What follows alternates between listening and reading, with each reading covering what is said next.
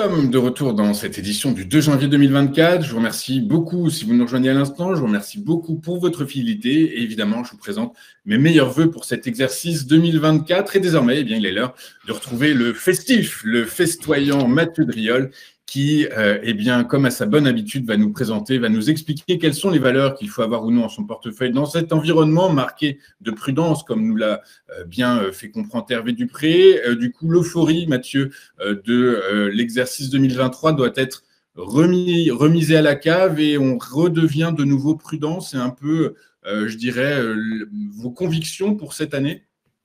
En tout cas, pour l'instant, on n'a pas de signe de faiblesse du mouvement haussier que l'on a effectué pendant tout le mois de décembre. Alors, ce mouvement haussier, était-ce un simple, on va dire, rallye de fin d'année, comme on a l'habitude d'en avoir, ou un mouvement un peu plus, on va dire, pérenne dans le temps? Bah, ça, c'est les quelques séances à venir qui vont nous l'indiquer.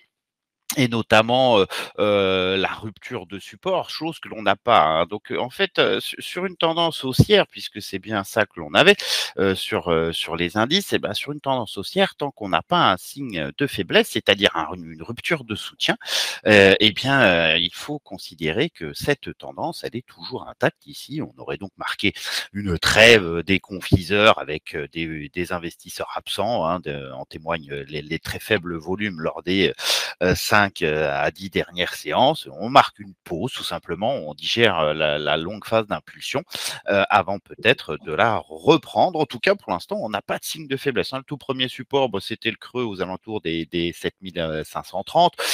On a passé une bonne semaine au-dessus, sans volatilité, sans stress. Quasiment, donc on n'a absolument aucun signe d'arrêt, hein, de cette dynamique haussière à ce jour, après voir comment se passera la première semaine de l'année qui nous donnera de nettes indications sur les mouvements à venir. En tout cas, pour l'instant, eh ben, ça reste bel et bien à la hausse. Ça reste à la hausse et donc du coup, j'ai l'impression que le discours que l'analyse que vous venez de nous livrer pour l'indice phare parisien, le CAC 40, eh bien, on peut un peu je dirais, la caler sur les valeurs que vous avez choisies pour nous. On va notamment partir sur Amundi, qui se rapproche de résistance, mais la tendance reste haussière.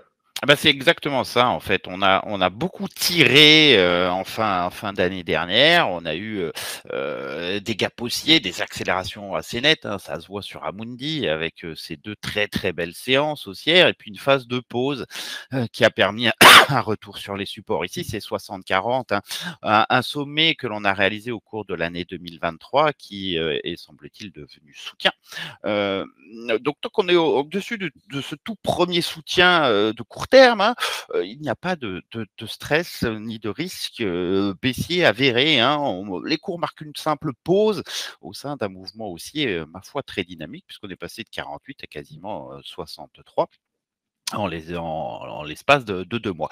Les prochaines résistances, c'est 64-30, puis après, ça sera la zone de résistance majeure entre 68-27 et 69. Pour l'instant, aucun signe de faiblesse. On est plutôt en fait sur des titres qu'il faut essayer de gérer par le bas, hein. Tant qu'on n'a pas de signe de faiblesse de la tendance haussière, eh bien, il faut continuer à les garder si on les a en portefeuille.